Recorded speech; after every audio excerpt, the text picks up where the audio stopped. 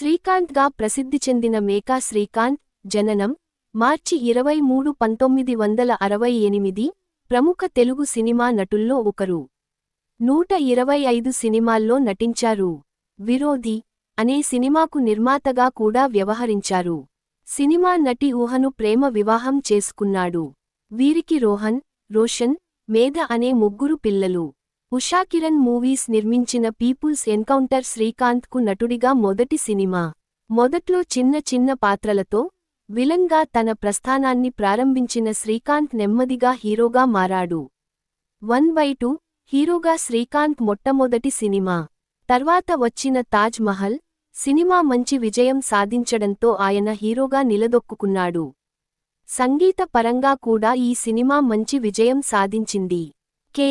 రాఘవేంద్రరావు దర్శకత్వంలో వచ్చిన పెళ్లి సందడి చిత్రం కూడా మంచి విజయం సాధించింది.